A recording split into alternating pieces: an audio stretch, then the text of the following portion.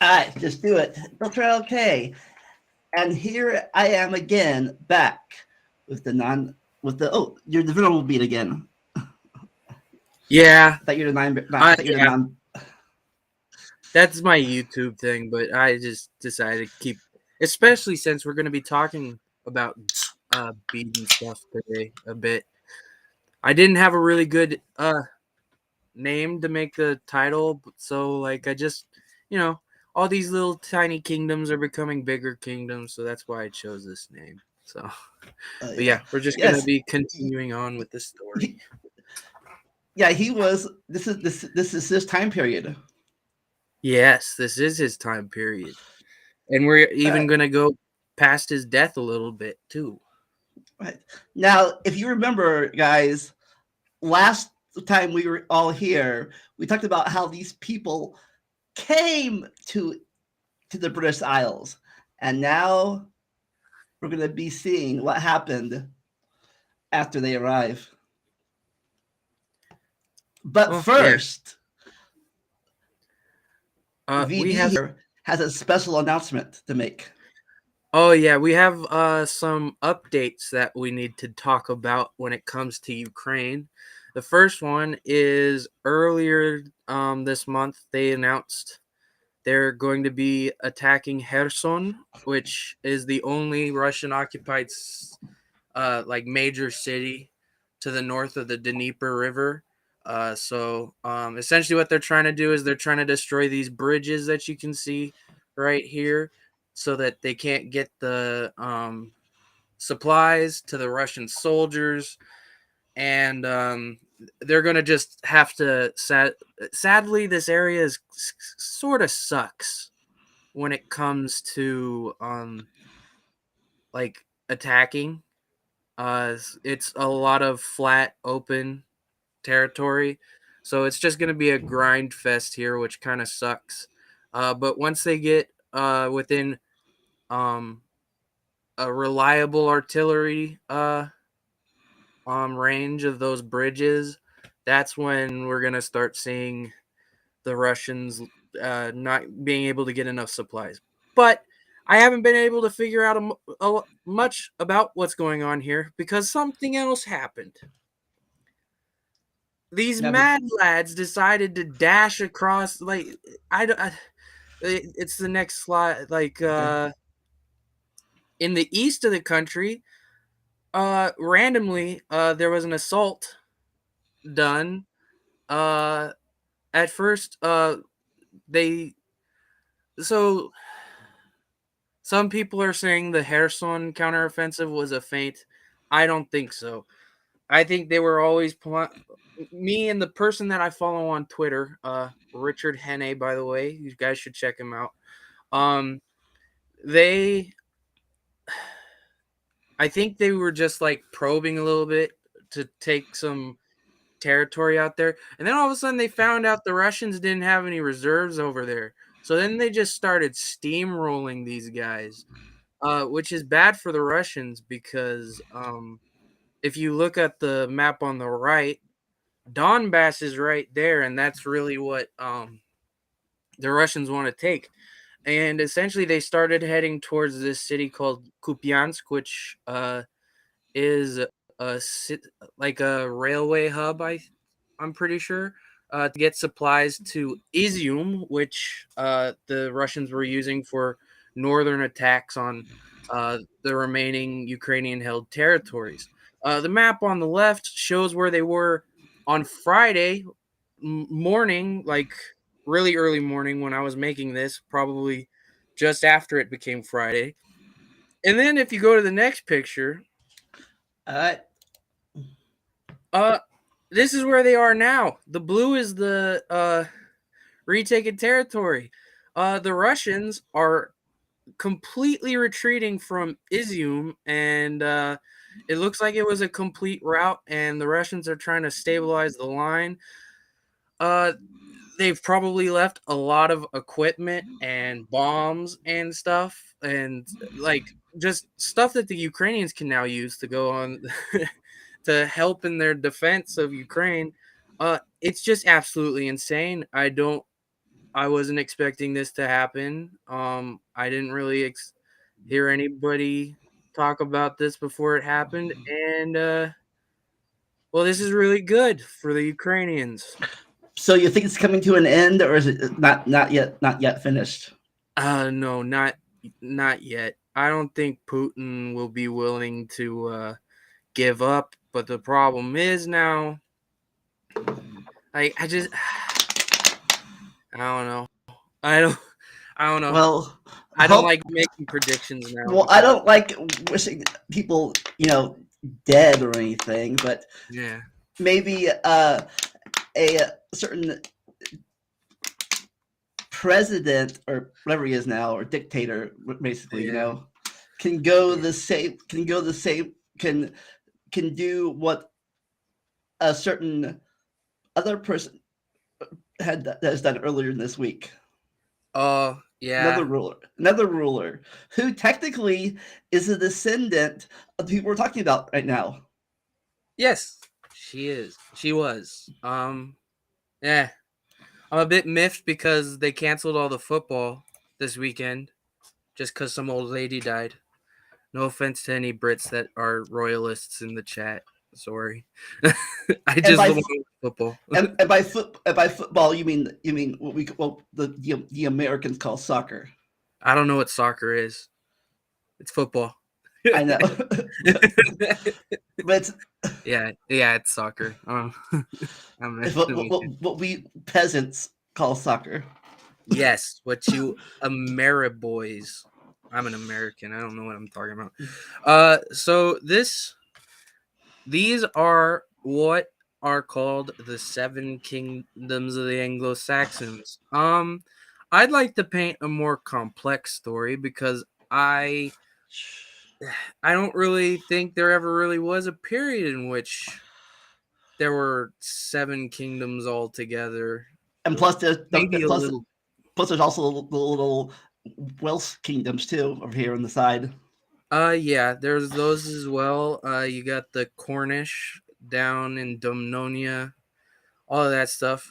Essentially, we're gonna see the little tribal kingdoms that were set up during the Anglo-Saxon invasion consolidate into states that look more like this.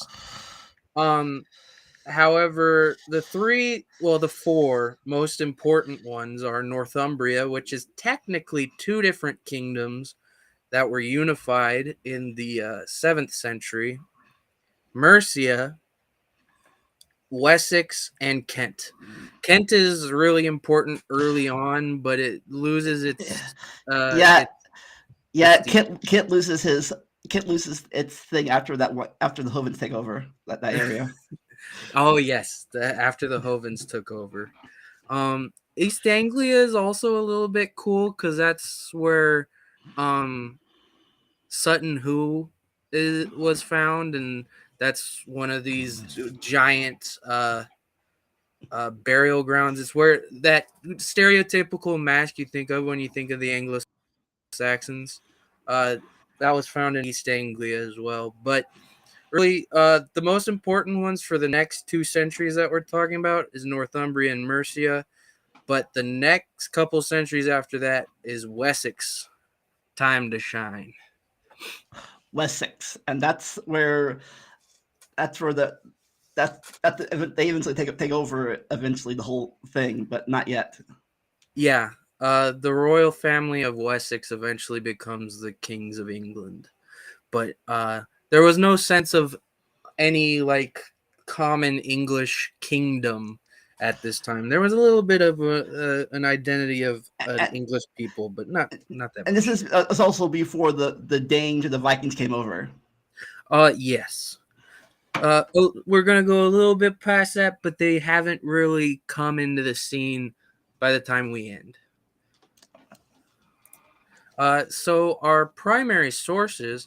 So people are starting to write now, which is good. There's actually a bunch of charters. These are really important for figuring out. Um, Shh. uh, Yes, I no, I'm not. I am not a reptilian. Yeah. So charters are actually really important for figuring out the where different kingdoms, jurisdictions lied, how powerful the kingdoms were, and also the relationships between kingdoms and the churches as well.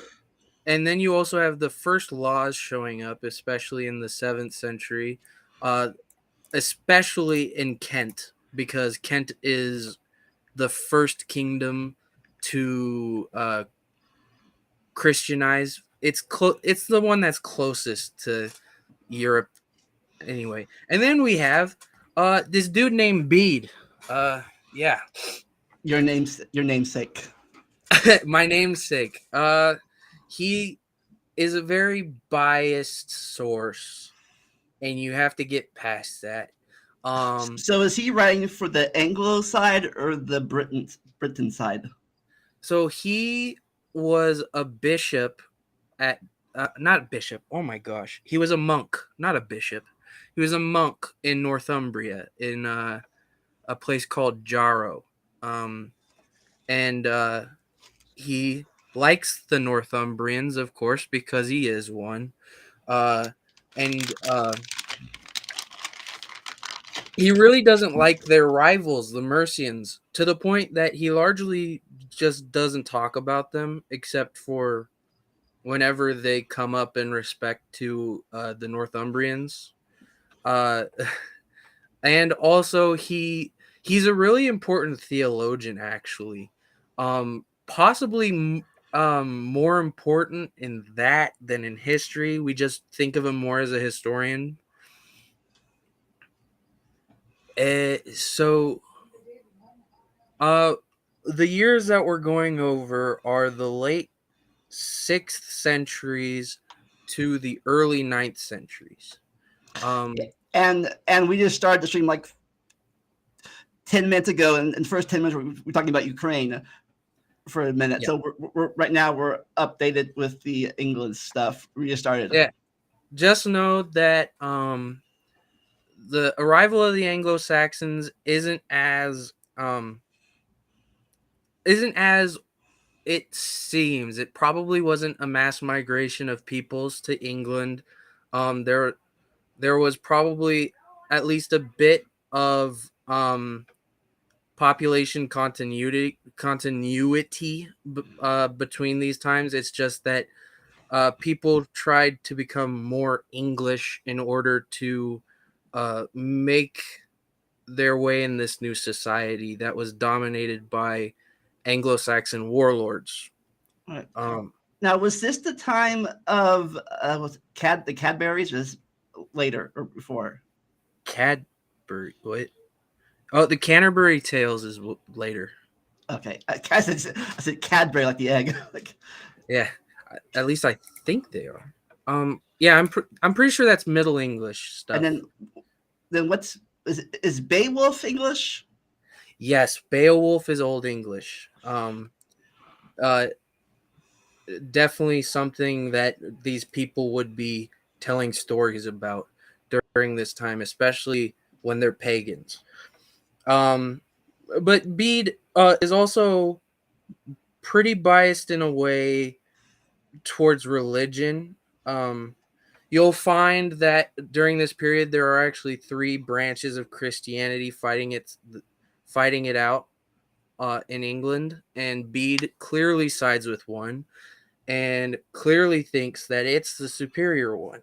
Um, so he mostly focuses on it. Was this the culture? That would be the Welsh that would be doing that. Um, which are the people that are indigenous to. Well, not really. It's complicated. They're the ones being invaded by the Anglo-Saxons. So, no, they would not be. So, if you go to the next one. So, early on, you have small tribal kingdoms, possibly these are um possibly these are preserved in what is called the tribal heidages, but we don't know where all of those went. Where uh, this map on the screen has all the ones that we know. Uh, they're mostly consolidated around like rich areas. Uh, the tribal heightage is just like the land of a tribe, and it's what it's productive, like what it produces. So it's like an administrative division, a really small one. Um, and, and these were probably led by warlords that that would use their charisma in order to bring people together to fight other people and take some land. But these weren't really hereditary kings, and they were usually chosen by the freemen of the society. But we start getting some examples of more powerful people starting to become starting to consolidate power. These would be And these people start making these fabulously wealthy graves like the one at Sutton Hoo that I talked about earlier. And these Yeah. are called princely burials. So they're going from tribal chieftains to actually landowning chieftains now, or something like that. Uh just really rich ones that it the it was a constantly shifting landscape at this time. Uh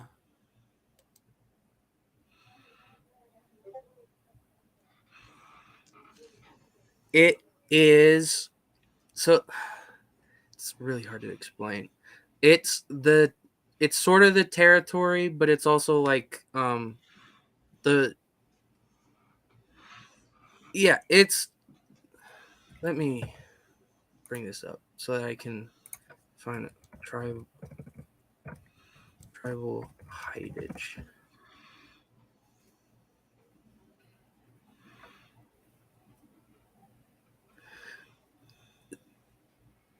No, Oh, questions are good. yeah. Questions are always good. So we don't know completely. They were definitely different territories that might be the vestiges of these earlier kingdoms that ultimately just get subsumed into the bigger kingdoms as time goes along. Um, so uh, it sort of comes from the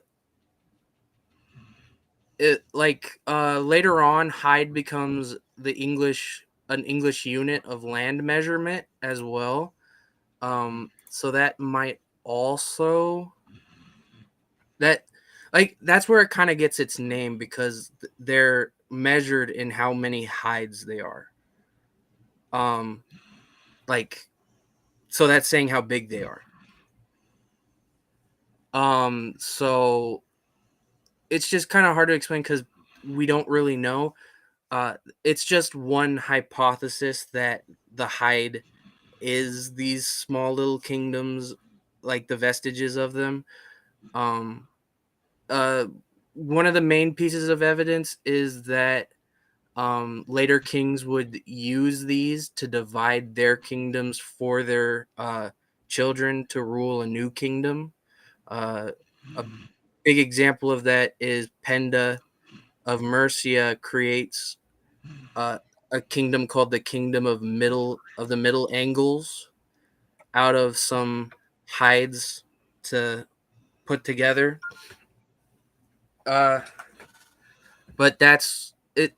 Yeah, it's really hard to explain. But it could also be like a tribute list created by a king, stuff like that. It's just a possible. Because other than that, we don't know what these early little kingdoms would have looked like. So, um, okay, I'm sorry. Right. And real fast, I think we might have talked about this last time, but the three different areas are from different invaders: the Jutes, Yeah, the Angles, and the that Saxons. that too. At least traditionally, they're divided into the Angles, Saxons, and Jutes.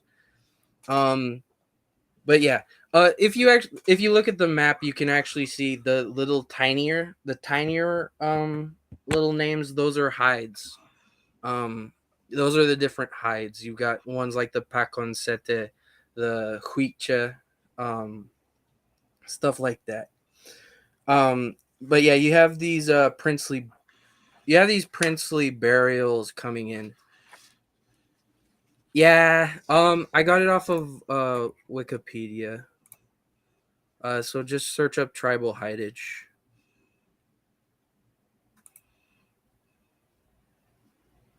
Oh, well, I'm sorry about that.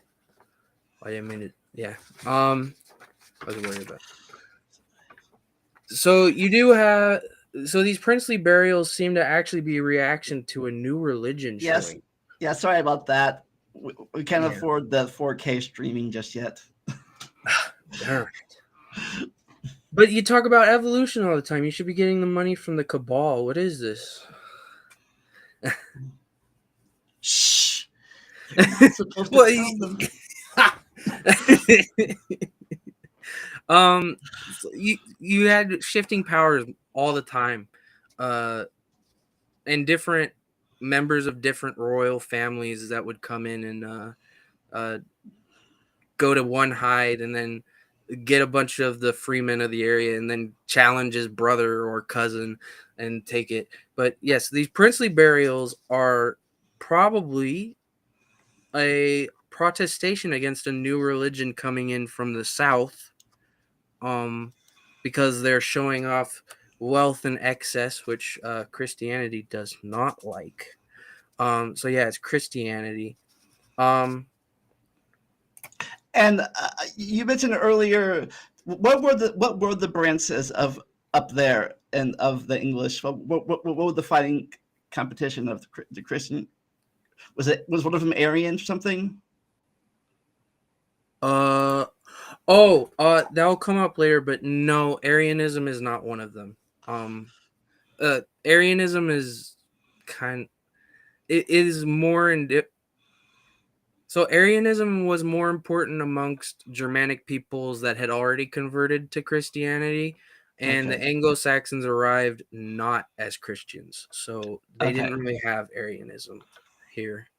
Um, I know this is I know this is centuries before the I know this is centuries before the Catholic Orthodox split. So yeah, but there's also still lots of different traditions during this time. yeah, Um, if you go to the next slide, we do start seeing the reemergence of trade because trade had completely broken down after Rome left. However, we do start seeing increased presence of coinages in certain settlements that um, are called emporia. The Anglo-Saxon word for this would be weech. Um, it probably came with. It probably started with Kent and moved out because it probably came with some of the Christian missionaries. They're trying to convert the English people, and as they're coming up, they're creating monasteries and all of this stuff, and you've got to supply these monasteries with different resources and all of that. So you start getting new trade. Uh, monasteries that would later be exploited for by certain people. yes, because they were very rich. So, however, when this comes in, you start losing the power of the free men. The Cheoral, as they were called, used to be really powerful. They were the ones that selected who the king was, and they were supposed to be. They had their own households, stuff like that.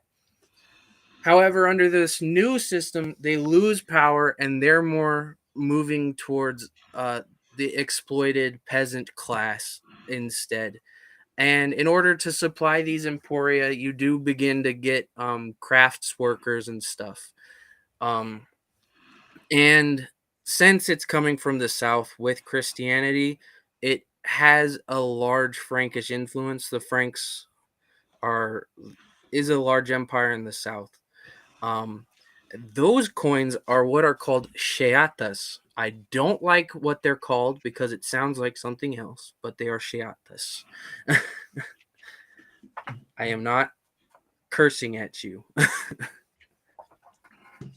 But these emporia would actually become pretty important. One of the emporia is the capital today, London. York was another emporia, and these would be the hubs of this new trade.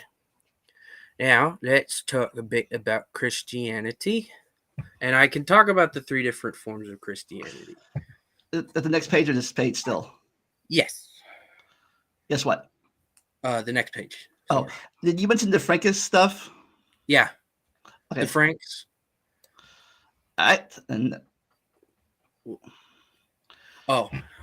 So up until recently, we only thought most scholars only thought there were two forms of Christianity. That the Anglo-Saxons had probably destroyed all of the local Brythonic church.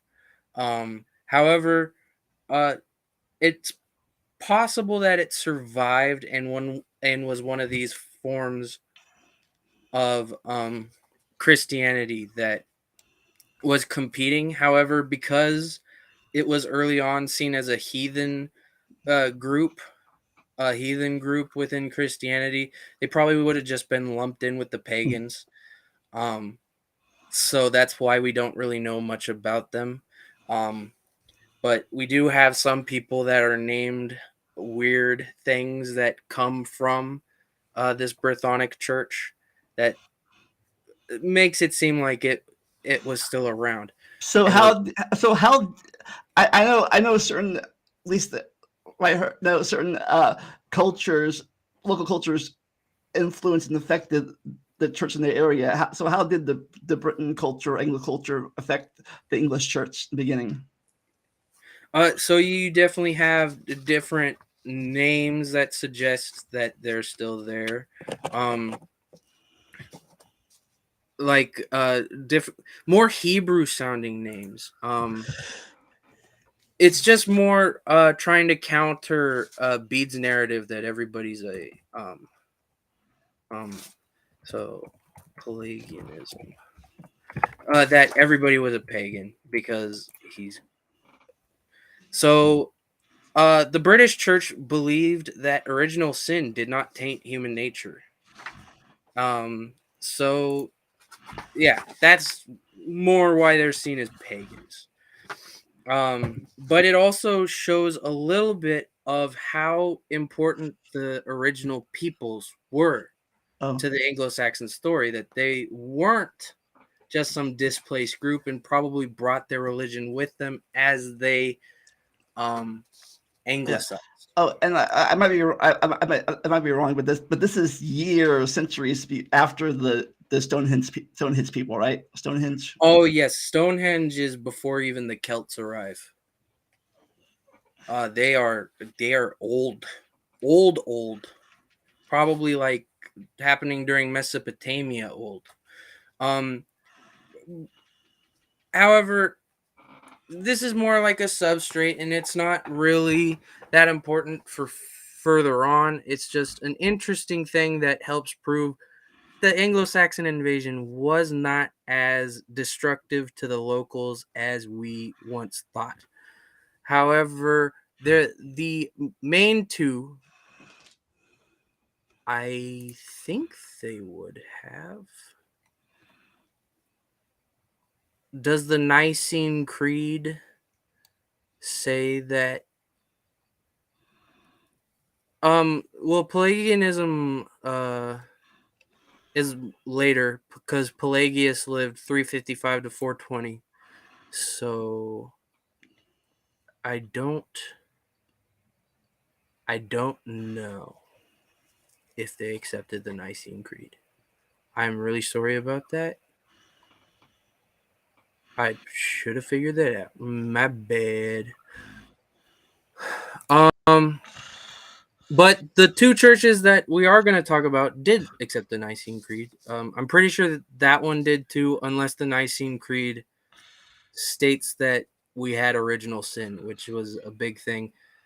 That That was the thing where they all the bishops came together to say, okay, this is our deal now. This is what we're doing. Anybody else yeah. are outcast or Yeah, that. so I think the only ones that didn't accept the Nicene Creed would be like the Arians, because the Nicene Creed is made in response to them.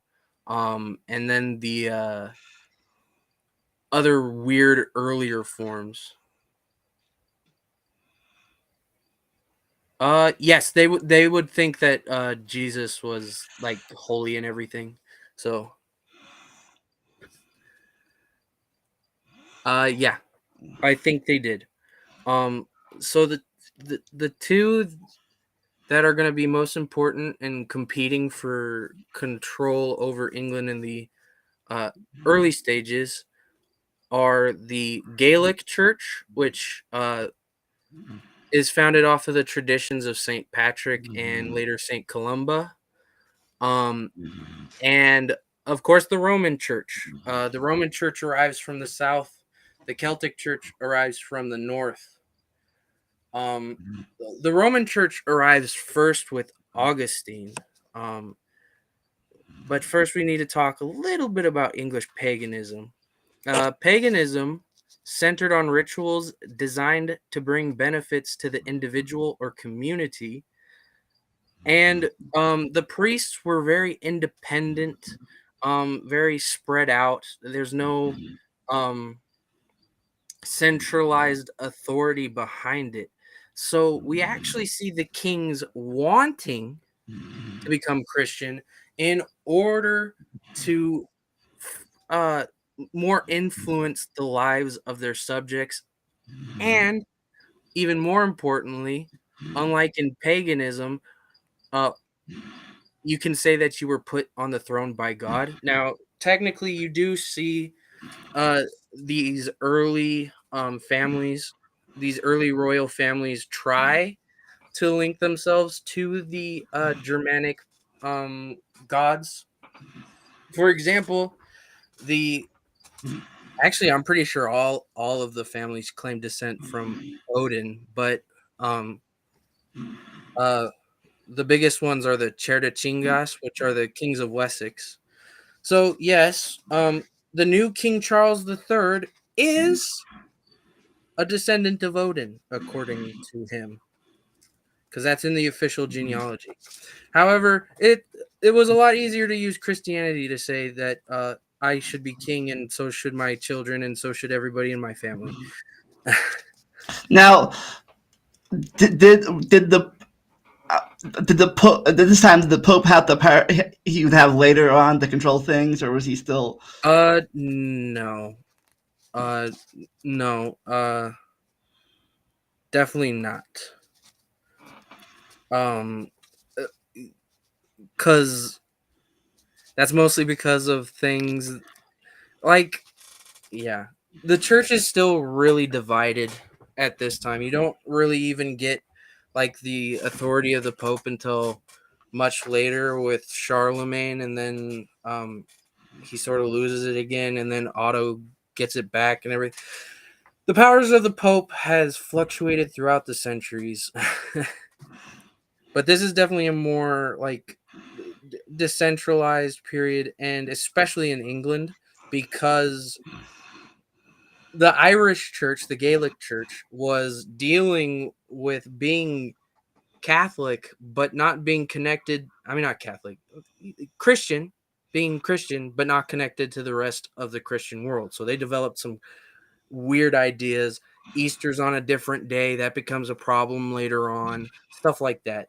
But ultimately, the Roman Church wins out. And the Roman Church is Bede's pet church.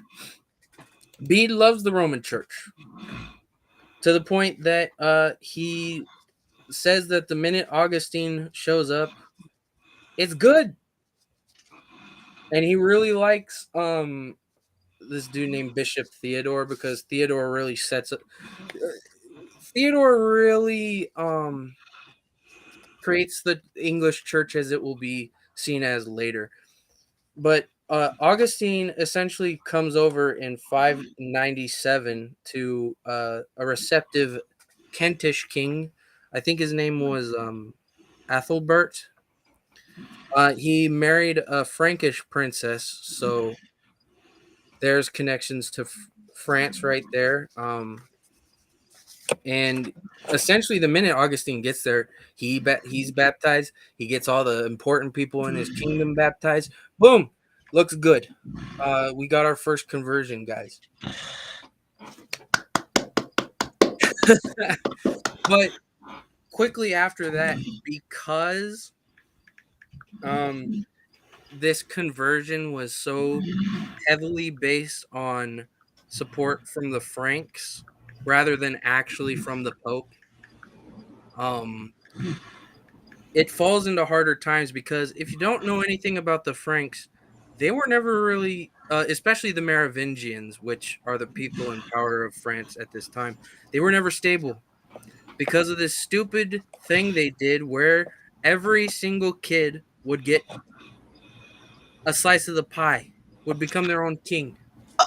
Oh, is this where this is the time where instead of going to the eldest kid, eldest son, not the eldest kid, eldest son, it was divided among all their sons. The kingdom was broken up into pieces. This is, Yeah.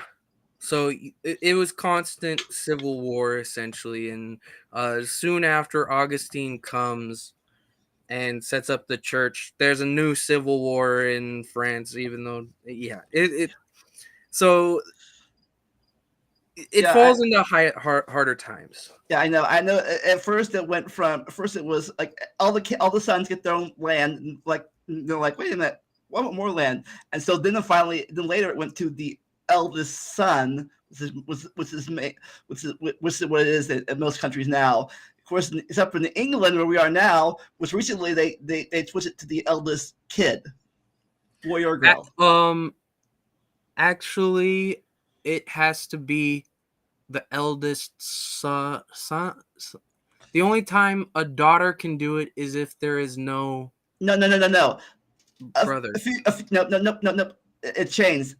A few years ago, the now deceased queen made a rule. It's now in order of birth now in England, at least in England. I So, thought that was Sweden, but well, no, eh, England eh, too. So the daughter is now above her younger brother. She still has another older brother, but now it's it, it it doesn't really matter. But I yes, know, but since it's England, I thought they'd do that. So it's now the eldest person. But back here, it was everyone gets something. You get a kingdom. You get a kingdom. You get a kingdom. which yeah, Kingdoms for everybody. it didn't end well. And Yeah, that's how the Charlemagne's kingdom fell apart into France and yeah. Germany. That's why we don't have a united Western Europe today. Because it used to be somewhat united, and then the king would die and all of his sons would take over. Eventually, the sons didn't have enough power to take over the other sons, and it kind of consolidated into France and Germany. So that's the origin of those kingdoms. But that's a story for another day. Yeah. Um. So because the Roman mission was so tied to France, of course, whenever everything decided to go uh, tits up in France, uh, things didn't go well. So in the 630s, the vacuum of this the vacuum of the Roman conversion now led to the Gaelic Church starting to expand started to expand from the north down to the south, and would make it all the way to Essex, which London is in modern day Essex. I mean, eh, eh. London, modern day London, was in Wessex, Essex, not Wessex, during the time. Yeah, they're all the same. Okay, just they all Essex, sound the same. Wessex, They all Sexist. Essex, Sussex, Wessex. Why do they have to do this to me? I hate it. I hate it. So yeah, it actually became extremely important. But then a dude named Bishop Theodore comes. Also he comes with a another bishop named Hadrian, and they are extremely important Now because this is different Hadrian than the wall guy. yeah, not that guy. No, that was a long time ago. Long dead at this point. But they show up to Canterbury, which is where the um most powerful um the most powerful bishop in England is located, and they see a church that has um the dioceses are too big. Dioceses are the different areas in which bishops control. They're too big. Um, the doctrine is all over the place because you got the Irish people over here, you got the British people over here. Oh my gosh, we got to figure out what we're gonna do with this. So he's yes, you get a clusterfuck of Christians. Okay, that's what it is. Kind of like it is today. But we'll leave that aside. Uh, an important thing occurs in 664, the Synod of Whitby.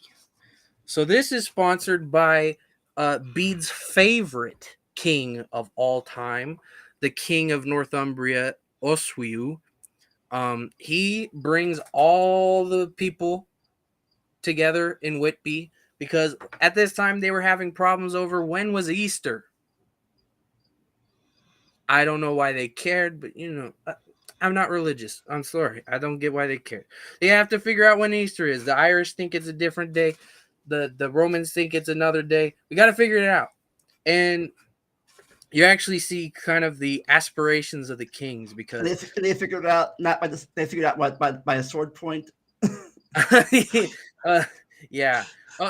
Interestingly enough, usually it was only the emperor, the Roman emperor, who was allowed to do church councils, as far as I know. Of course, So at this point, the Western Empire had gone and burned, and now it was just over there in the Eastern or Byzantine people, or the emperor now. I'm not talking about myself in the third person. I'm talking about my namesake, Nebulan. Oh no. Oh god. Maybe I shouldn't have taken this name. Oh no. But yes, so you see the aspiration of the king. He's trying to model himself in the imperial manner, by taking control of the synod in order to figure out this problem. Quick question, real fast.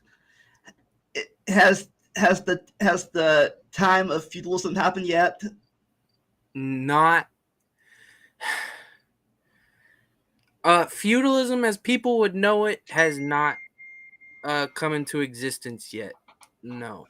Um the Anglo-Saxons would have a kind of semi-feudal. It kind of looked like feudalism. You'd have like these sub-kings essentially.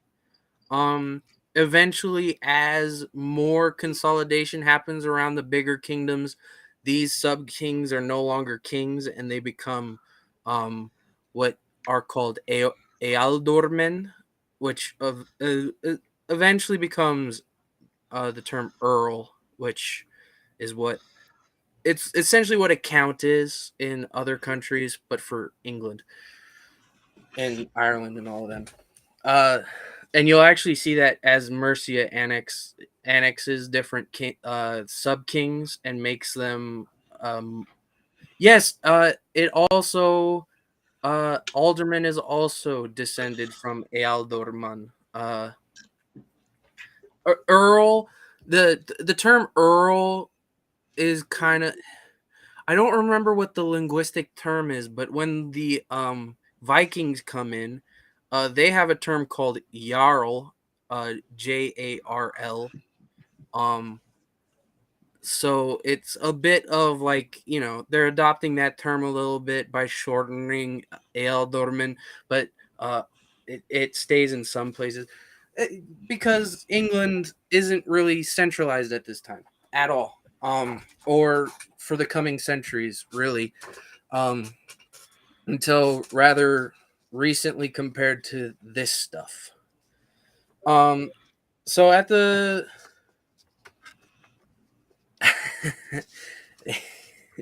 I haven't. I don't know. I don't know, but they will probably turn you into a blood eagle. Which, look that up. It's kind of gross.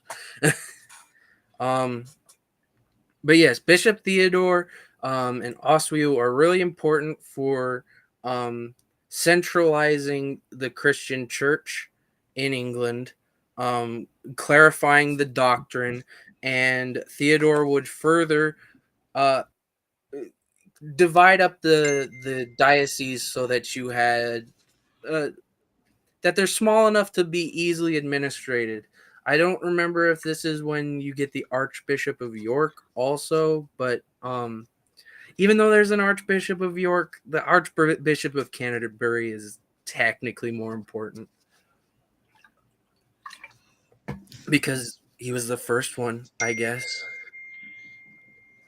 Uh, and this is later on the guy that crowns the king. Yes, I'm pretty sure that. I don't think the formal crownings happened. I gotta tell you, this is a digression, but I'm really mad at this guy. I was not expecting him to take the regnal name Charles III. Essentially, when you become king or queen, you get to pick a name, and that's your name now, and it has a number at the end. And I was expecting him to become Seventh, George the Seventh, because Charles is seen as a cursed name. The first Charles got his head chopped off because he dissolved Parliament, and the second one was never had any kids because, well, or legal kids. yes, legal kids, never had legal kids, and was full of scandals. And a lot of people think that he got baptized to Catholicism. Well, unlike his brother, he was more of a secret. Yeah, secret Catholic. So this is a cursed name, but no, he goes and says, screw you, I'm gonna become Charles III. What the heck, Charles? The first Charles king in like 400 years, 300 years. Yes, the scandal. Oh, mostly because I'm mad that he took that name. I wanted him to become George the Seventh. Well, the other Charleses had my last name. Well, spelled differently. Oh, Stewart. Yeah. Yeah. I don't know. I'm really mad at him for that. Sorry. That was a digression. But yeah. Who? Not really, because kind of not really, because that Charles is a descendant of the people we're talking about now. Yeah. So we talked about the charters earlier when we were talking about primary sourcing. The kings would use a lot of would use these charters to confer influence and wealth to these new churches. They'd found new churches, and this eventually becomes a little bit of a problem that the church has to deal with in the 8th and the 9th century a little bit. No, No, I want my superstition around the names of kings. I'm mad. I'm mad mostly because it was my prediction and he went against it, and that makes me mad. Sorry. Gosh darn it, Nebulin. I'm trying to you get in my mind over here, like messed up. Okay. So yeah, these charters are really important for that. And it eventually becomes a problem later on. Names could be cursed, okay? This starts bringing more worldliness to the church, and of course this further facilitates this new burgeoning trade, um because these monasteries need things, and these monasteries are actually pretty wealthy. Bede on his death actually decided to give people like pepper. Was it pepper? It was some sort of spice that's super rare, And and he at this decided to. time, spices are very important because there's no refrigeration. Yeah, and he decided to. This is like a rich gift. He was like, "Hey, all the other monks at Jaro, here you go. Have some spices." Like these were wealthy monasteries, and monasticism was actually really important to the English church. This is where most of the theological debates would be occurring, that would sometimes eventually go up the chain, and then you'd have to deal with it with like councils and stuff. So this is all happening in the 7th century mostly. This is a time where Northumbria is ascendant. Um, there's a little bit of time where the Mercians are actually really powerful. Eh, I have no idea if they were sober. I don't know if there was a rule against that at the And, time. I don't and know much about the oh, church. and probably alcohol then was different than alcohol now too. Yeah, I don't. Man, I'm not a church guy. Talk to Dapper about that. I don't know. I don't do stuff about the church. I just know why it's important to all of this because essentially, yeah. As people do today, they used religion to gain power, but I might be getting a little bit too controversial. So this is a time where Northumbria is ascendant. There was a little bit of time during this time where this guy named Penda rules Mercia, and he actually starts bullying all the other kingdoms. He was the last pagan king in England, by the way, which makes him very much a villain to Bede. But yes, eventually Northumbria defeats him, and Bede's all happy about it and everything. And Bede's like, "Yeah, screw you, Mercians. Now you guys can understand my jokes about the Mercians because they suck." But the next century wouldn't go as well for the Northumbrians. In the next slide, this this next century has in historiography is commonly called the Mercian supremacies. It's not. It's kind of like an exaggeration to say Mercia was in control. Yes, we are now in the 700s. It's a little bit of an exaggeration to say that they were fully like in control of southern England. However, they definitely started to gain more power, and that is because they began using the Emporia far more than the other kings. Um, they intentionally moved their centers of power to some of the most influential emporia of the time, especially London. London became the backbone of the Mercian kingdom. Um, So for and the first time since Roman times, London's become important again. yeah, I'd say that.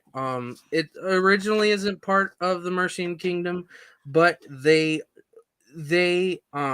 so this red line that you see on the bottom map is called Watling Street. It still survives today. Uh, it also was built originally by the Romans, so this is a very old road that is right here. This was this was the main zone of control for the Mercians, and you see them moving to further annex and grow their influence over the territories on Watling Street. The Emporia become even more important as more and more churches are founded, and kings start exploiting the trade, especially the Mercians. You actually get new administrators of these Emporia. Have you ever heard of a sheriff? Hmm. Hmm. So a I sheriff. think I Yeah. think it sounds familiar, but So so a sheriff was what the Emporia. Well, I can't see that because there's like a weird thing on the Streamlabs thing. Agspell Etane? Huh? oh, that weird thing is a scannable device. You can scan it. Oh. Oh, okay. It Um. goes to my Amazon wish list. Oh. um. So the sheriff is a reeve. A reeve is an official of a small little territory. Um.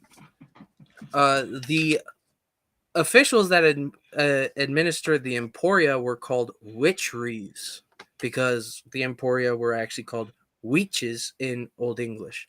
So you got rich witch reeves, and Ipswichware. Um, so the productive sites that came off of that came a little bit further behind these Emporia, they start creating this thing called Ipswichware that starts going uh Sheriff Sherrif.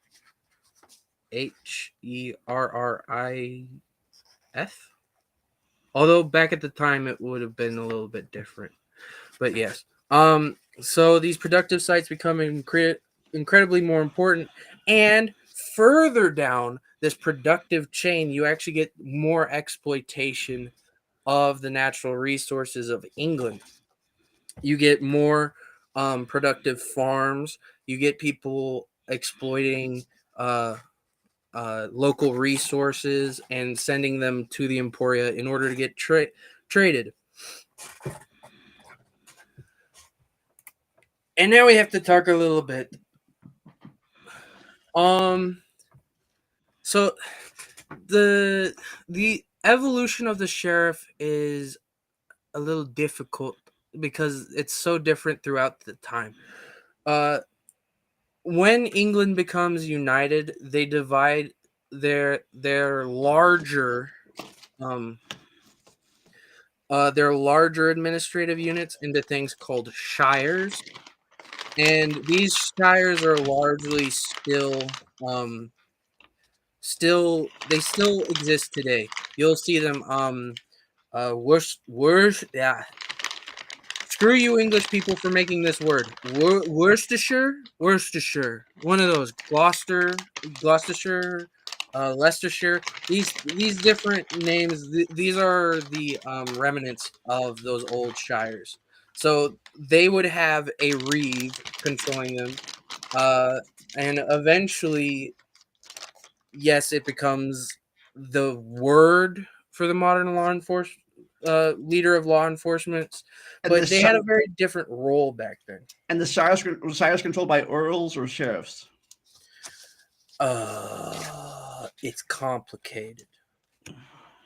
Earls were earls were more like the hereditary owners of it, and the sheriff was below them, and they were they would be appointed, and they'd do the more groundwork. Menial stuff, Yes. like Um. like the enforcers. Yeah. So if you go to the next, actually, that top picture, London used to be two different cities. You had London Weech, which is the important Emporia, and you had Lundenburg, Yeah, which was the fortified city. yeah. I heard there was a London inside London. Is that what that is? Yeah, The London.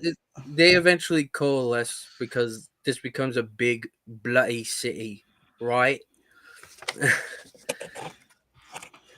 So the 8th century English church has some problems because these monasteries are getting super wealthy.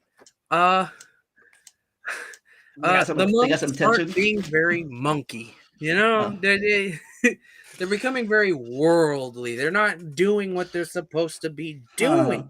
sounds like some modern megachurches we might know. Stop bringing politics into history, okay, Vandalia? What is this? Real world. um, along with that, different people would be granted different charters. These secular people would be granted charters, and they would say they would build a church with this charter.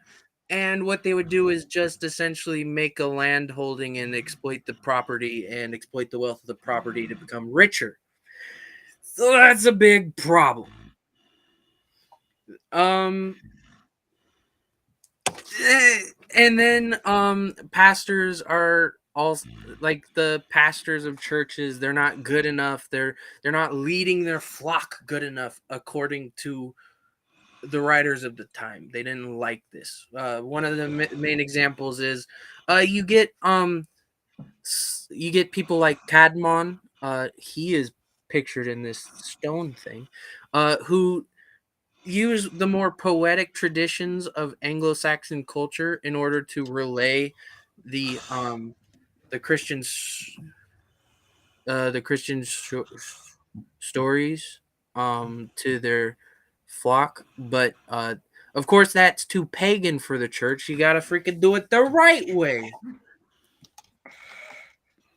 Um so yes, you get, and also you have so the different monastic traditions are also a problem, and that's also down to too much wealth in the church, the noblemen gaining land under religious pretexts, and also kings would large. So the way kings would try to control kingdoms during this, like under kingdoms at the time, would be they'd put all of their favorite churchmen in positions of power in the kingdoms that they wanted to have influence over. Mercia was the main one doing this at the time, and the church did not like that. So these are all coming to a head at the time, and don't necessarily get very um, resolved. So now we're gonna get to talk about the like actual talk about people. We're gonna get to talk about people and their reigns. People, Yes, people. not just big, wide, sweeping things with some mention of people. We're gonna talk about the reigns of some Mercian kings. So Athelbald is the first person we're gonna talk to. He actually had a really long reign. He Was he wasn't. bald? I don't. I'm. No, he wasn't. That didn't mean bald at the time. I'm pretty sure that means bold. I'm. I kind of want to look that up. Um, Wiktionary. Screw it. I don't care. I don't care. Who cares? So Athelbald. You're actually gonna see. So the first two pictures up there are Mercia, really under him mostly. Down here is other people. So But Mercy has gotten a lot bigger since its beginning days. yeah, and he uses the church a lot in order to influence the other kingdoms. The other green is things that he essentially is overlord of. Wait, fast. Kings and politics using the church to do stuff? I don't believe that at all. What a dramatically different world from the one we live in now. Yeah, right. So I have some questions. The church here is still the Catholic Church, right? Um,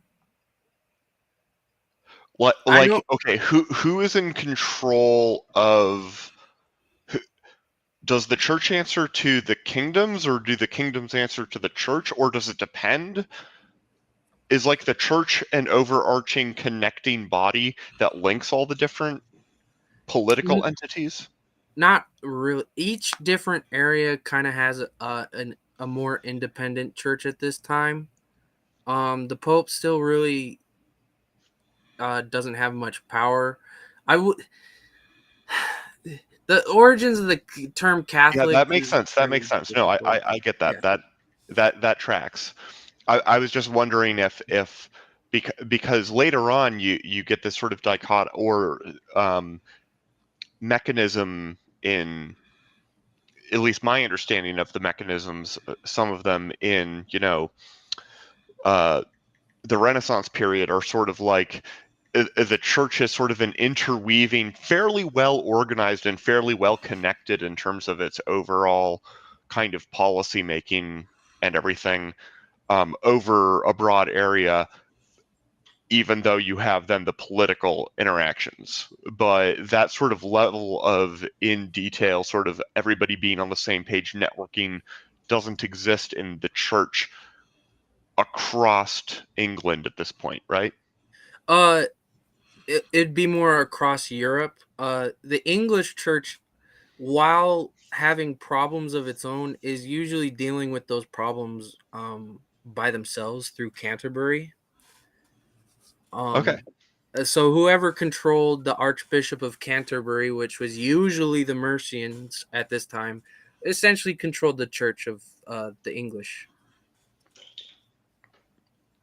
Cool. Now, is this the time?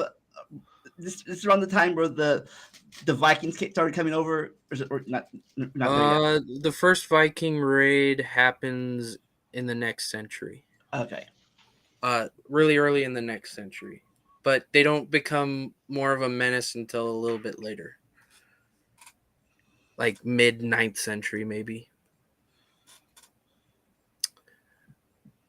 Any more questions? Not at this moment. Okay.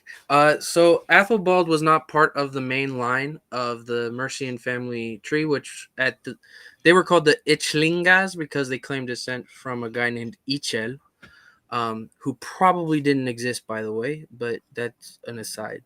They made up figures, founding myths, everything like that.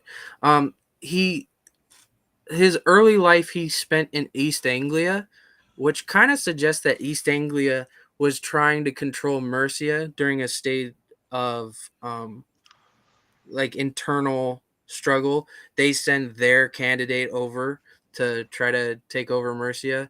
Doesn't work out for them because Ethelbald ends up controlling East Anglia instead. um, he's really the first monarch that starts moving to control London and Middlesex, which is the area around London. Um, he annexes it and he sort of moves his base of power along Watling Street, that road from earlier, and especially around London. And he would use the church a lot by taking candidates from Mercia that he had a good relationship, and he would place them into strategic bishoprics, and especially the archbishop of other kingdoms. Um, he would also place his good friends in positions of power within Mercia, so he had a really strong, um, uh, he had a strong base of power that he eventually loses, and that's why he gets murdered. uh, a lot of the people at the time saw him as violent and despotic. The thing about the Mercians, even though they're super powerful, if they had people write about their kingdom and their kings, um, those writings don't survive and aren't referenced at all. So a lot of the So, times these people are being talked about by others. so was Uh, he murdered by his successor or just by a random person? no, he was murdered by probably his bodyguards, I think. Uh, so we're going back to the old Roman centurion days where they randomly murdered the king, emperor, whatever. Yeah, The third and century crisis. his successor does not last long. I don't remember if it was So his son or not. definitely the third century crisis. Yeah, excuse me. And he would and because of his reputation for using the church to control other kingdoms, of course, the church didn't like him very much and was like, "Stop doing that." And he was like, "No, why would I do that?" And the biggest thing that he did that pissed off the church was he rejected monogamy. He just fuck a lot of people. He saw this as a way Well, of did he marry other people? I don't think he ever married actually. Okay, because I understand how obnoxious this is.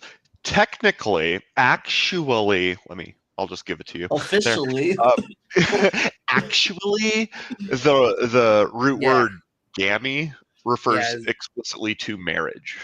Yeah. Well, yeah, Yeah, he I'm rejected it. doing whatever I can to make myself as unlikable as possible here. I mean, that's It my do, goal. it doesn't say that he accepted polygamy. It just says he rejected monogamy. That's fair, but if he Mm. rejected monogamy by marrying one person and cheating on them, that's technically not a rejection of monogamy. You have to marry more than one person. He didn't marry anybody. Well, He then he just didn't even. Oh, okay. Actually, you're right. You still win then. You're right. Yeah. He used this winning as by a default, the yeah. best one of all. Yeah. Yeah. It He is a bit of a win by default because I could go with the still technically. The gammy refers to marriage, so it's just a null thing. But yeah, you're right. yeah. He just he used this as a way to kind of choose whichever son was the best son to become king. Um didn't really work because his successor died anyway. But yes, he's the first monarch of this Mercian supremacy that old historiography talks about. When he dies, Mercia kind of goes to shit. Wessex comes in and conquers some Mercian territory, and it gets oh. In the next slide, the successor is the name of the successor is on there. Okay, next slide. Uh, Eventually, Olfa, who is actually a really like I don't know. Most people know about Olfa. He's in a video game, uh, Attila I think Total your War. definition of most might need some revision there. Oh, bugger off. Well, there's a big dike. There's a big dike named after him. Olfa's Dike. What? Hey, is that politically correct term now? Just kidding. Okay, he said it, not me. Yeah. Where? I've never heard of that. It. If you go back to the last slide, Vandalia. Okay, yes, back and forth we go. If you see the bottom right, that red line, do you see Oh, that? uh-huh. That is Ofa's Dike. It completely borders what was then English territory and Welsh territory. What's the definition of dike here? Because when I think of a dike, I think of a like a levee or a gate for handling water. Is Uh, it just a wall? so the original name in Old English is actually Ofa's Ditch, and it eventually becomes Dike for some reason. Probably because People don't know how to read Old English. So is that what we call a dam now, or is that different? No, it'd Well, be a it's too ditch. big. Look at that. It's all the way. It's cutting The whales word that off, they, I think, yeah, from the the rest of it. the word that they would have used was ditch, D-I-C, but the C is pronounced as a ch, so more like a it's just a big Like, earthwork that you it's hard to attack through. okay, so the most obvious way I would build such a thing would be to build a giant ditch and then put all of the earth that I used to build the ditch directly behind it to build like a big berm or wall. Yeah, Is that's it pretty basically much. that? I have a picture of it later on. Oh, cool. Yeah. So Back to yeah, this we can page. go back. He so a lot of his so the successor of Ethelbald is Beornred, and and essentially he's a failure of a king. The Thames Valley starts and actually we'll have a map of the Thames Valley coming up. So don't worry, you'll figure out where the Thames Valley is. They start losing control of the Thames Valley.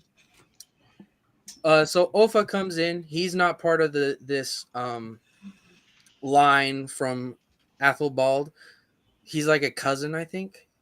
He comes in and takes the throne, and now he has to reverse what's happened under Beornred and has to take back the Thames Valley.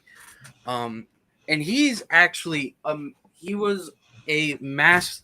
He does what Ethelbald does, but better because he doesn't actually piss off the church doing it. And he actually becomes the most powerful Mercian king ever because Mercia kind of declines after him.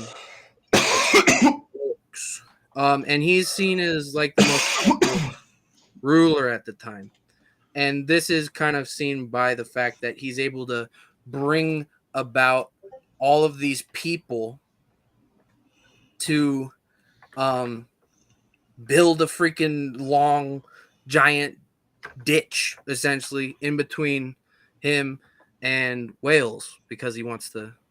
I mean, sometimes they'd go, it's just you got to do it so that they don't have an easy way to come in, kind of.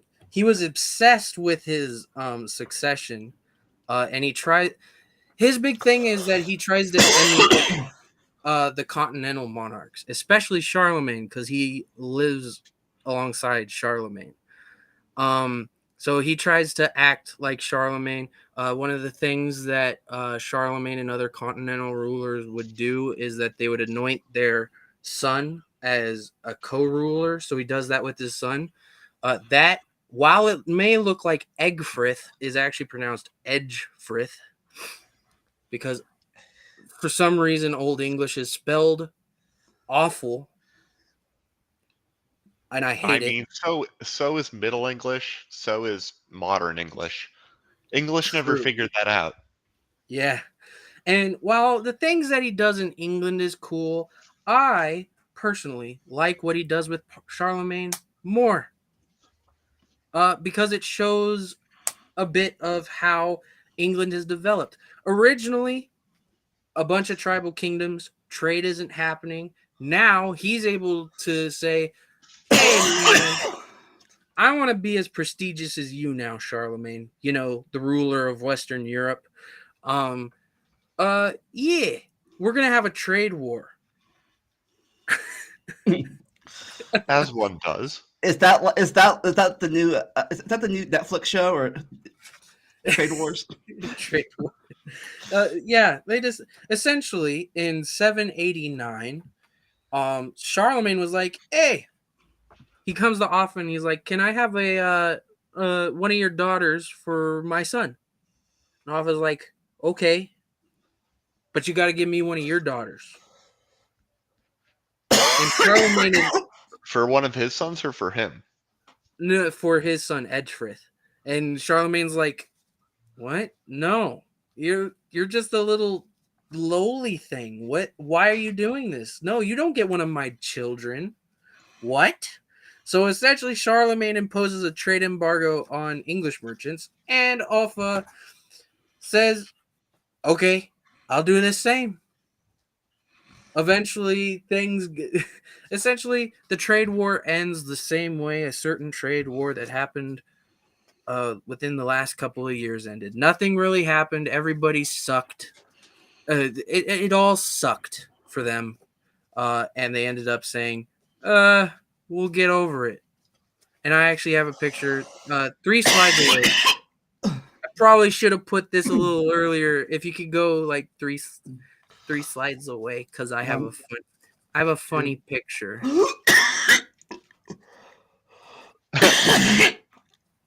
You can decide which one is which.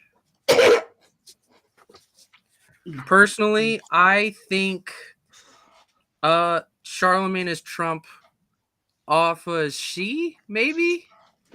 I don't know. I don't know which one had a worse ego. You guys have any? I mean, listen, I hate Trump. I do. But I can't compare Trump. If Trump had the same access to power that Kim's got, then he would be worse. Well, But I think he thinks he has that power, but he doesn't. Yeah, well, I'm more saying yeah, which one is Charlemagne and which one is Alpha. I mean, Trump's more powerful than Kim, dude. That's Xi. I mean, not now. Arguably now. At least not in his mind, he is. He's still president. That's Xi Jinping. Yeah. not Kim. Oh, that's Xi Jinping. Oh, I fucking wow. That's really embarrassing, and I feel very bad. You're good. Ooh, that's a good question. I'm not sure it's that comparable, though. Is coming to, who'd be more offended by that? Like, how dare you try to take one of my daughters? I think it's Trump, personally. I don't know. I don't know enough about. Actually, no. I think Trump would be Charlemagne because he has multiple. His kids are divided among the empire. His kids might divide the empire among themselves, like Charlemagne's grandkids did. Does she have a daughter? I have no idea. I have no idea. I know because I have absolutely no problem thinking that Trump would trade his daughter transactionally, right? I think his biggest issue is that he someone can't that trade he for sees her as and have lower her than himself. him. Huh? To one that he sees as lower than himself. Yeah, honestly, because he's a narcissist. I think fundamentally he thinks he feels that he's lower than everybody else, and that's why he acts all the time like he's higher than everybody else. It's okay, like then he's Alpha. Yeah. Okay. I mean, I'll take it. I think unquestionably, Xi Jinping is dramatically.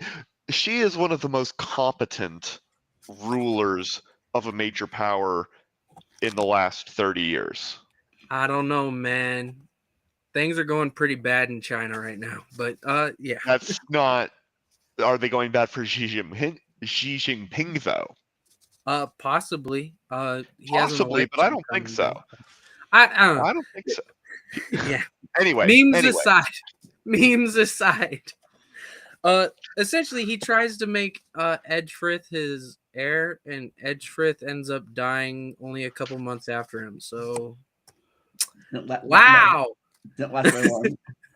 Wow, you can see that the again, 3rd century crisis. You can see how these rulers, they have good good times, but then their successors have bad times, and then a new guy comes along. Okay, memes aside. So if you were wondering what the Thames Valley is, that's the next picture. I assume it's the valley, yeah, where the Thames flows through. Yeah. So as you can see, they don't want Wessex coming in on this because it kind of follows the Watling Street, and you don't want them to come in and take London. So that's why that was so important. The next picture is Offa's Dyke. Here's Nailed it. Yep. It's still there. I mean, it's kind of degraded, but it was built like 1,200 years ago. so you don't think it's Yeah, exactly. So you don't think it will still protect from invaders nowadays? I mean, you guys, the thing that you got to understand, which they understood, is that if you want to keep people out, you have to build a wall, okay? Because ladders are fictional. I mean, it's the Welsh. I mean, I think the English went the other way. They just took it. So for as much as people knock that, you're right. Individuals, you're not going to stop an individual from getting over a wall with something like this. You're just not. Yeah. If you fill the ditch with water and they can't swim and it's wide enough, you're doing a lot better, but still you're not doing very well. An army, though, you can't get armies over walls as fast as you can get individuals. Yeah, the point is to ensure that you had time to build up your army. Exactly. To counter the invading army. Yeah. Or attack them when they're if you attack them when they're just starting to get over, then they're going to immediately retreat. Yeah. Because everybody who went over is just immediately killed, and the people who are on their way. The Great Wall of China, for example, I think a much more effective example, but this is a much easier and faster thing to build. Yeah. It could have also been a way of economically dividing England and Wales. We don't particularly actually know why this was here.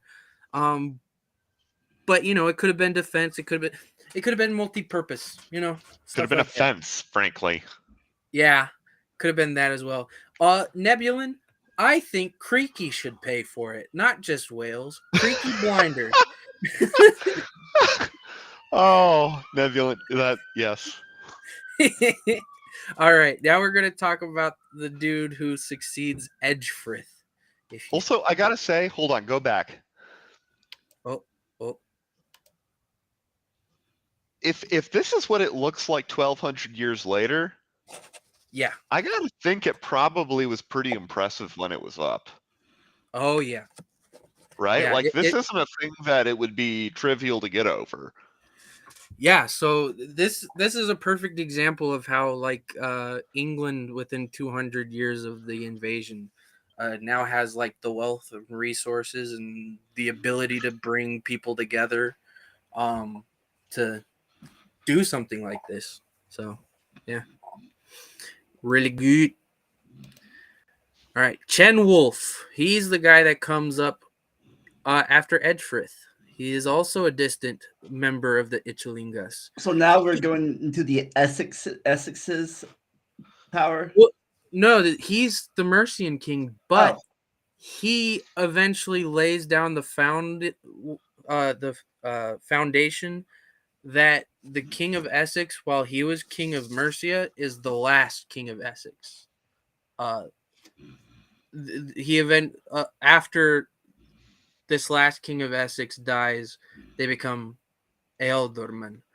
Now, it does sort of come back because I'm pretty no, that was East Anglia. Never mind. Yeah, it's done. He also did some raids into Wales as well. Wait, he also... so hold on. So his policy was, okay, there is currently a king or ruler or something of Essex, but that person, as soon as, now I'm in charge, and that person is the last one, and when they die, I subsume Essex into Mercia. Yes, and this is really important because London, is super important, and having all of that just further insulates London from attack from others. London? I've never heard of it. Yeah. So he while he raids into other territories, he actually doesn't have very many successes over his rivals in the north, especially Northumbria, which starts solidifying the fact that Mercia is starting to decline in power. And that is because this idea of controlling kingdoms from afar is good and all, but when the kingdoms start rebelling, it can be a little challenging to get them back. East Anglia and Kent, especially Kent being the bigger one, they rebel and are independent from Mercian influence for actually considerable amounts of time, which is bad for him, especially with Kent. He ultimately gets them back. Whatever Kent does is bad. Yeah. Um, one of the more Hoven? important. Pardon? I was just saying Hoven. Oh, Oven. Hoven. One of the more important things is near the end of his reign, the King of Kent is actually part of the family tree of Wessex. I can't remember his name. So they marry into it. yeah, essentially. And actually, it's really interesting. The guy who becomes King of Kent, who's from the Wessex line, is actually the ancestor of Alfred the Great, not the King of Wessex at the time. So yeah, this is where Wessex really begins becoming the main rival and actually starts gaining more power than Mercia, and They'll outlast them all. they'll outlast them all because something big's coming that's gonna be bad. You're called the Vikings, you know. But yeah, Mercia, he's really the last person who controls Mercia in the way that could be called Mercian supremacy. After him, things get bad. Yeah, I just wanted to make sure that this time I didn't forget to talk about the book that I was researching from, And these are your source. This is your source. who also does a lot of they do a lot of cool things. I'd recommend buying the book. It So if you goes want to, in, if you want to check, so you guys want to check out if we said is right. There's the book right now. You can check it out and say we were right, or you guys got that totally wrong, man. yeah, Call us yeah. out. They have cool things at the end of their chapters where they go into the primary sources in more depth than they could during the chapter. I really like this. I really like this book personally.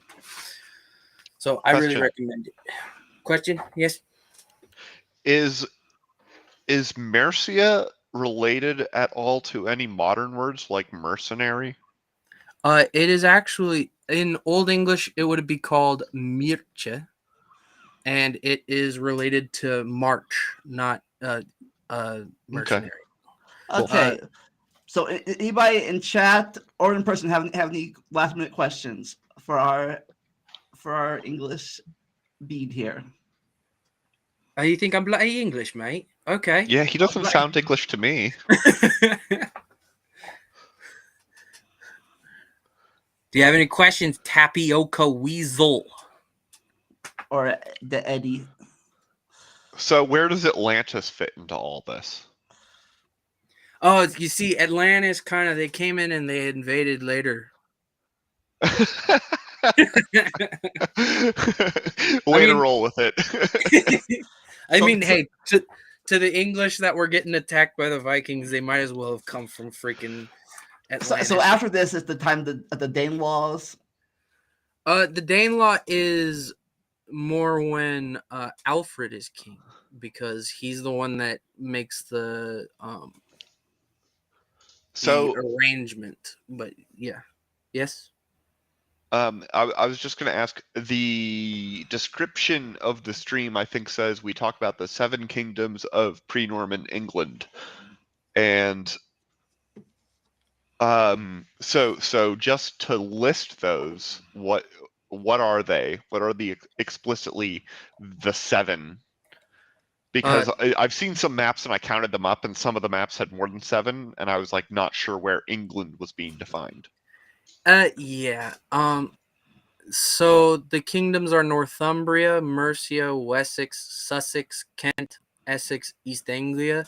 The main thing is that the 7 kingdoms are kind of older historiography. Modern historiography definitely kind of discards that, mostly because some of these kingdoms later on just get subsumed.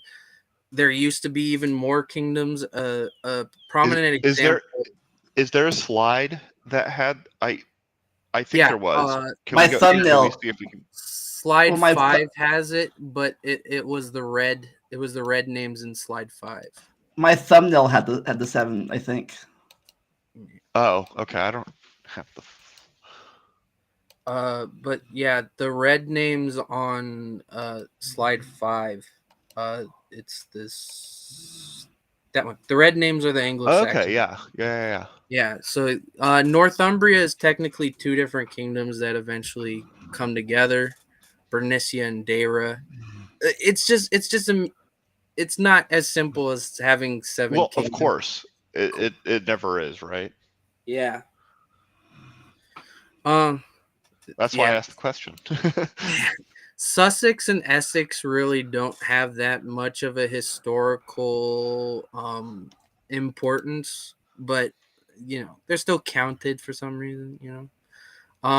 There used to be an independent kingdom on the Isle of Wight, which were actually traditionally, according to Bede, Jutish, just like the kings of Kent were. They were Judish as well. Yeah. What is Judish? So the 3 different groups that come in are the Angles, the Saxons, and the Jutes. The Jutes supposedly lived in northern Denmark. The Saxons lived in middle Denmark, and the Angles. Did I say the Angles? Oh God. I've been up since. You said the Angles, the Saxons, and the Jutes, I believe. Yes, the Jutes lived in northern Denmark, according to Bede. The Angles lived in the middle of that peninsula, and the Saxons lived at the bottom of that peninsula. There was also crowded. lots of Frisians, and Frisians are still alive, by the way. But are the Jutes?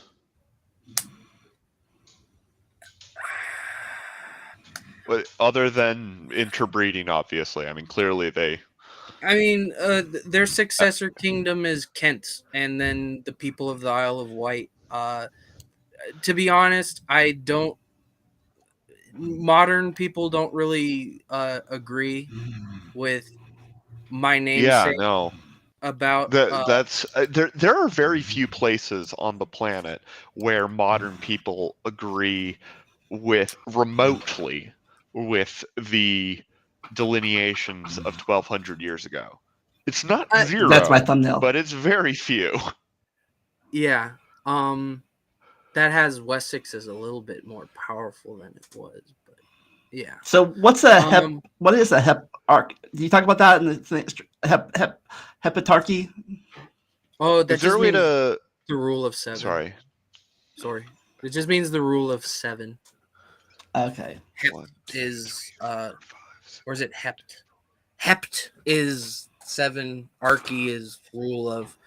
What was your question, Tapioca Weasel? So Wales on that is pink, right? Yes. And that's not one of them, right? No. Okay. They but actually had everything else other than the orange at the very top and the islands everything else sums to 7. Yeah. So, yep. Okay. On the map. Wessex, Yeah. Sussex, Kent, Essex, Angles, Mercia, and Northumbria. And that Northumbria there is sort of connected up to another part of Northumbria? No. What? The top of it, orange, where like Scotland. That is Pictland. Okay. The Scottish have yet. Well, okay. Okay, that's a very difficult story to talk about. The Scottish are essentially invaders. The original people were called the Picts. It's it's Yeah, hard. well, I'm sure So they were many invaders branching of the timelines original. here. Oh yes, yes, the Picts were originally invaders as well. But yes, actually, so Scotland today speaks, depending on what government you well, okay, what ethnic. Uh, it's Right? a It's really very. different. Yeah, it's It very is. complicated. Can I ask a different question? Yes. So the years that we've spanned here today have been from the early 600s or before, maybe, I'm not sure, to the late 800s, the 900s, the late 700s, Mid, early 800s. early 800s. Okay, so 600s to 800s. Yeah. And so But if you were to like try to encapsulate the theme of the history and the trends and forces going on at this time, and like, I don't know, a summary. a greater consolidation of the little tiny kingdoms, as well as a greater connection to the outside world, because during the invasion there was well, quote unquote invasion, there was zero connection with the outside world. They were very insulated and very warlike. Also, the bringing in of Christianity is really important because it brings with it writing and the means by which they can organize society better. Excellent, thank you. So, Yes. so Nebula and Eddie, you have any questions? I did want to note that Northumbria actually controlled modern day Edinburgh in Scotland. So they actually speak what I consider a dialect of English in the lowlands called Scots. These are the lowlands, not the highlands. Yeah. Not where the immortals come from. I don't know that reference. You ever saw Highlander about chopping people's heads off? Nope. The Never TV seen show. it. Well, go watch it. It's a good TV show and movies. Okay. All right. So, anything coming up? You guys want to advertise about your channels? Do you have anything to advertise? I don't have anything to advertise. I have literally 0 things that I've ever posted on my channel, but I enjoy being able to hop on and participate and ask questions like this. Nice. Let's just hope Ukraine keeps doing better. That's all I care about, baby. Fuck yeah, dude, man, they are laying it down. Yeah, I talked about that at the beginning. If you want to go back and watch that, Yeah, a little bit. I'll go back and check it out for sure. Well, for me, we will be talking about the movie, the re. I don't know if it's just me, Maybe. but I can't. You're breaking up crazy for me. Yeah, I thought that was me. Vandalia, literally everything you said was garbled. Yeah. Ah.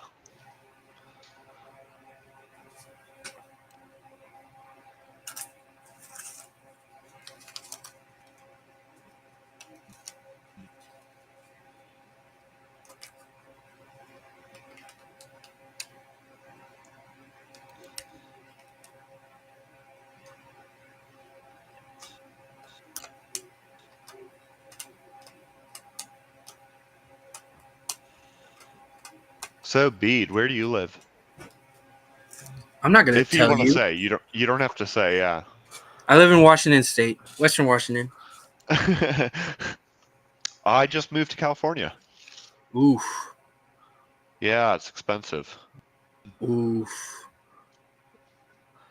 but that's okay. My new job. I just got out of graduate school, and my new job is paying almost twice as much as my old one, so that's pretty good. Yep. Yeah.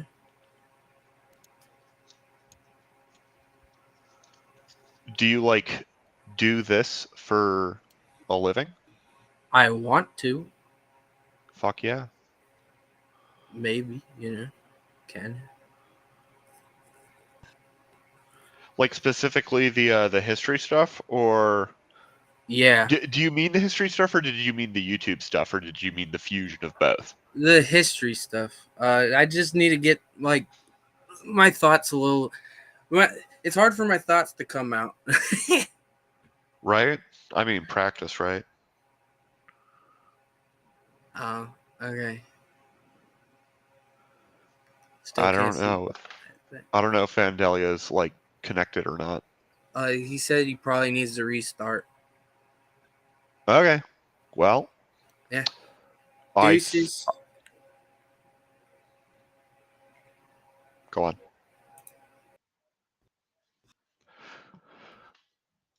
All right. See everybody later. Bye.